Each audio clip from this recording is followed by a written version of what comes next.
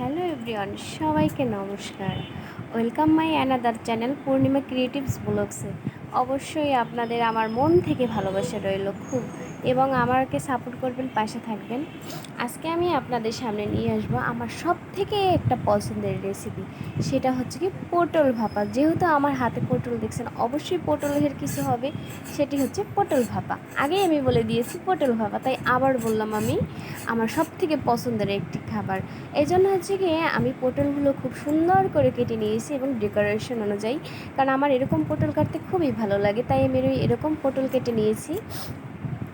পটলটি হচ্ছে কি এরকম কাটলে হয় কি, রান্না করলে পর পটলগুলো একদম চুপসে যায় না, একটু টাইট টাইট থাকে, আমার দেখতে ভালো লাগে এবং খেতেও ভালো লাগে। ওরকম পটল হলে মুখে দিলেই নাই হয়ে যায়। আর আমার মতো যারা পটল লাভার আছে তাদের যে পটল যেভাবে হোক সেভাবেই ভালো লাগবে, কারণ আমিও একজন পটল লাভার। আমার পটল খেতে খুব ভালো লাগে, খুবই মজার। আর এই সিজন, যখন পটলের সিজন থাকবে তখন পটল খাবো না সেটা হতেই পারে না। পটল বিভিন্নভাবে খাবো, যেমন পটল ভর্তা, পটল ভাজা, পটল ভাপে, পটল মাছ দিয়ে রান্না, পটল সোয়াবিন দিয়ে রান্না, সে ভালোই লাগে পটল খেতে। সেই জন্য আমি পটল ভাপা করার জন্য প্রথমে নিয়েছি বাদাম। চাইলে আপনারা বাদাম দিতেও পারেন, নাও দিতে পারেন, এটা আপনাদের যার যার ভালো লাগে। যেহেতু আমার কাছে অল্প কিছু বাদাম ছিল, তাই আমি অল্প কিছু বাদাম নিয়েছি। বাদামের পরে হচ্ছে কি সরিষা মাস্ট লাগবেই, পটল ভাপা করতে হচ্ছে সরিষাটা খুব ইম্পর্টেন্ট। এগুলো আমি খুব ভালোভাবে ধুয়ে ধুয়ে নেব। আর বাদাম আর সরিষা যেহেতু আমি ভুলে একসাথে দিয়ে দিয়েছি, একসাথে না, এগুলো বাদামটা আলাদা করে বেটে নিতে হবে। আর সরিষাটাও, যেহেতু বাদামটা আমাদের আগে কষাতে হবে, আর সরিষাটা হচ্ছে কি আমরা রান্না করার 5 মিনিট বা 2 মিনিট আগে দেবো।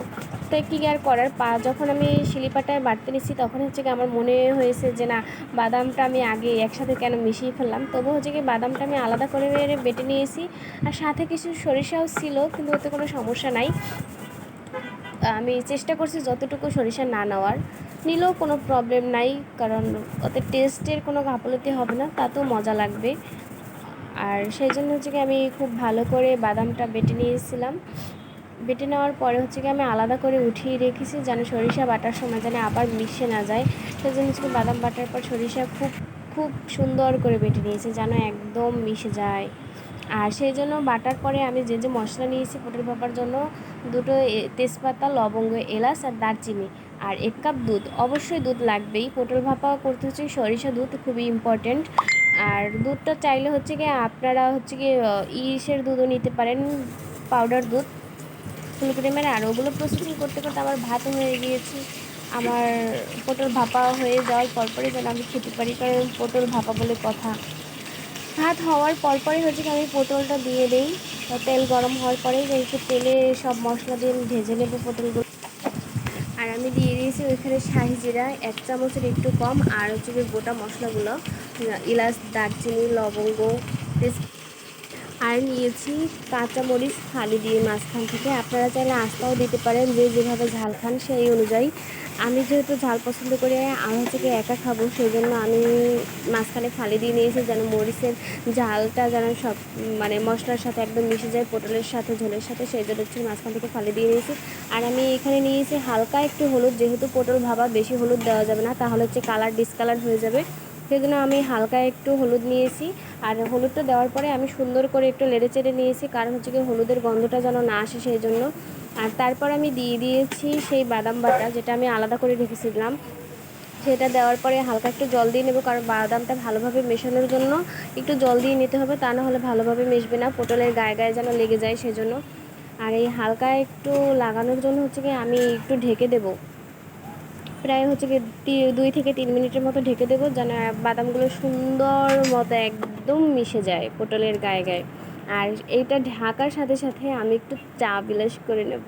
আহ, চা খেতে যে কী ভালো লাগে! আর সেটা যদি রান্নার সময় 1 কাপ চা আর একটু বিস্কিট হয়, তাহলে তো কথাই নেই। এই যে আমার সেই চা, আমার সেই স্পেশাল আমার হাতের চা। এই চাটা করা হয়েছে আদা, আদা, লবঙ্গ, তেজপাতা আর হচ্ছে কি পুদিনা পাতা। তো কত মজাই হতে পারে, হালকা চিনি, হালকা লিকার, কারণ আমি এইভাবে চা খেতে খুব পছন্দ করি। আর এই চা খাওয়ার সাথে সাথে আমার হচ্ছে কি ওটা ভাপে দেওয়া হয়ে গেছে, কারণ একটু ভাপে দিলে পর বাদামটা একদম গায়ে গায়ে মিশে যাবে, এবং পটলগুলো হালকা সিদ্ধ হয়ে যাবে। আর আমার এই হালকা সিদ্ধই প্রয়োজন, কারণ পরবর্তীতে জল টল দেওয়ার পর দুধ দেওয়ার পর বেশি সিদ্ধ হলে আবার ভাপার স্বাদটা নষ্ট হয়ে যাবে, সেই জন্য আমি হালকা একটু সিদ্ধ করে নিয়েছি। আর এই সিদ্ধ করার পরে হচ্ছে কি আমি একটু জল দিয়ে দেবো, কারণ জল না দিলে হচ্ছে কি দুধটা একদম টেনে লেগে যাবে আর আমার পটলটা ভালোভাবে সিদ্ধ হবে না। সেই জন্য আমি একটু জল নেবো। আর এই জলটা হচ্ছে কিন্তু গরম জল, অবশ্যই পটল ভাপা করতে গেলে গরম জল নেবেন। শুধু পটল ভাপা না, যে কোনো রান্নার কষানোর পরে অবশ্যই গরম জল দিবেন। ঠান্ডা জলে স্বাদ নষ্ট হয়ে যায় আর এই সিদ্ধ দেরিতে হয়। আর এই পটলতে যদি আমি ঠান্ডা জল দিতাম তাহলে হচ্ছে কি এই পটলটাও খুব সুন্দর করে সিদ্ধ হতো না, এটা কেমন জানি একটা স্বাদ হইতো, মজা হইতো না। আর সিদ্ধ হতে অনেক দেরি লাগে, অনেক।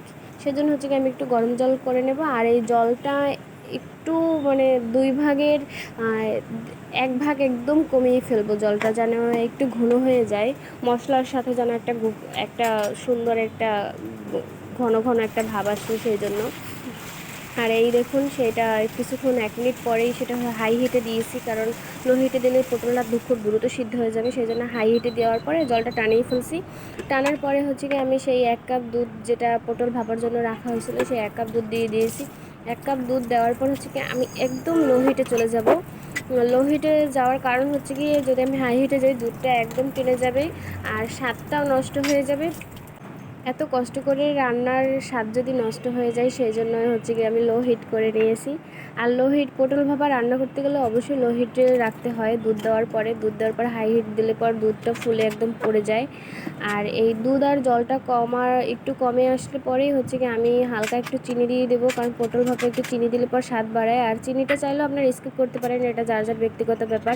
আর আমি নামানোর 2 থেকে 3 মিনিট আগেই হচ্ছে কি আমি এই সরিষাটা দিয়ে ঢেকে দেবো, কারণ সরিষা দিয়ে ঢেকে দেওয়ার পরে হচ্ছে কি আমার দুধটা সব কিছু ঘন ঘন হয়ে আসবে আর আমার রান্নাও হয়ে যাবে। আর এইটা ঢেকে দেওয়ার পরে ওই যে ফুলে ওঠে, কারণ সরিষা দুধ দিয়েছি এই জন্য হচ্ছে কি ফুলে ফুলে ওঠে, এই জন্য আমি বারবার ঢাকনাটা সরিয়ে ফেলি আর লেড়ে দিই, কারণ ঢাকনাটা থাকলে পরে একদম পড়ে একদম বিশ্রী হয়ে যাবে, সেই জন্য হচ্ছে কি আমি বারবার উঠিয়ে একটু পরপরেই ঢেকে দিয়েছি। তারপরে আমি ফাইনাল লুকটা দেখবেন, এর কিছুক্ষণ পরেই আমার রান্নাটা হয়ে যাবে, কারণ একদম এটা একটু একটু মানে লাগা লাগা থাকবে, পুরোটাও না। পটল ভাপা হচ্ছে কি সরিষাটা একদম পটল গায়ে একটু লাগা লাগা থাকবে, এটাই হচ্ছে পটল ভাপা। আর আমার এরকম খেতেই বেশি ভালো লাগে। আর আপনারা চাইলে বেশি ঝোলও রাখতে পারেন, যার যার ব্যক্তিগত ব্যাপার, যার যার খাবার ধরন একরকম। আর এইটা ছিল আমার একদম ফাইনাল লুক, পটল ভাপার একদম ফাইনাল লুক। দেখেন কত সুন্দর হয়েছে দেখতে, খুব মজার। আর কালারটা যা হয়েছে একদম সুন্দর একটা কালার, যেমন জাফরান দুধে ভিজাইলে যে একটা কালার হয় একদম সেই কালার হয়েছে। আমার কাছে তো খুবই ভালো লাগছে কালারটা। আর নিজের হাতের রান্না একটু তো ভালো লাগবে, এটা তো স্বাভাবিক।